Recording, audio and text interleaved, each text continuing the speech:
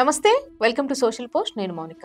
KTR versus కవితగా తెలంగాణలో మరో రాజకీయ రగడ ప్రారంభం కాబోతుందా అంటే అవుననే సమాధానం వస్తోంది. కేటీఆర్ వర్సెస్ కవితగా మరో వివాదం తెరపైకి రావడం తెలంగాణ రాజకీయ వర్గాల్లో చర్చ జోరుగా సాగుతోంది. ఇప్పటిదాకా తెలంగాణ బొగ్గుగని కార్మిక సంఘం గౌరవ అధ్యక్షురాలుగా ఇప్పటి వరకు కొనసాగిన కవితను తొలగించి ఆమె స్థానంలో బీఆర్ఎస్ వర్కింగ్ ప్రెసిడెంట్ కేటీఆర్ కొప్పుల ఈశ్వర్ ను ఎన్నుకున్నారు. టీబీజీ కేఎస్ ఇన్ఛార్జ్ గా కొప్పుల ఈశ్వర్ ను గతంలో నియమించింది కూడా కేటీఆర్. ఇప్పుడు అతన్ని గౌరవ అధ్యక్షులుగా ఎన్నుకోవడంతో కవిత పరిస్థితి ఆగమ్య గోచరంగా మారింది. కేటీఆర్ కనుసన్నల్లో గౌరవ అధ్యక్షురాలుగా కొప్పుల ఈశ్వర్ ను ఎన్నుకోవడంతో ఆ ఎన్నికల్లో పూర్తిగా కేటీఆర్ చక్రం తిప్పారనే ఆరోపణలైతే వినిపిస్తున్నాయి.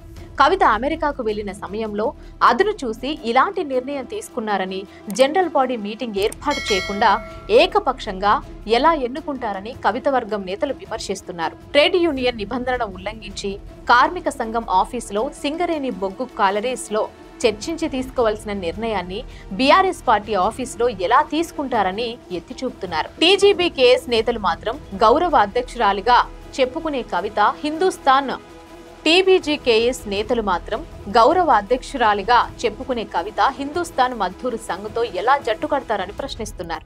గత ఏడాదిగా టీజీబీకేఎస్ కు గౌరవ అధ్యక్షులు ఎవరూ లేరని, సింగరేణి జాగృతితో టీబీజీకేఎస్ కు ఎలాంటి సంబంధం లేదని, జాగృతిలో ఉన్న వారిని పదవుల నుంచి తప్పిస్తున్నామని అధ్యక్షుడు రాజిరెడ్డి తెలిపారు. ఇప్పటికే కవితను బీఆర్ఎస్ పెద్దలు పక్కన పెట్టారు. ఆ సమయంలో కేసీఆర్ చుట్టూ దయ్యాలున్నాయి అంటూ కవిత ఆసక్తికర వ్యాఖ్యలు చేసింది.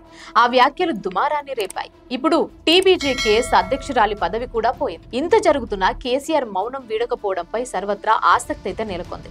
ఒక మౌనం వెనుక వ్యూహం ఏమిటి? మౌనం వెనుక వ్యూహం ఏంటనే అంతర్మదనం పార్టీలో రాజ్యమేలుతోంది. అన్నా చెల్లెల వివాదంలో కేసీఆర్ కలగజేసుకుంటారా, లేదా చిలికి చిలికి గాలివానలా మారుతున్న అన్నా చెల్లెల వివాదం ఎటు మలుపు తిరుగుతుందో, ఏ దరికి చేరుతుందో వేచి చూద్దాం.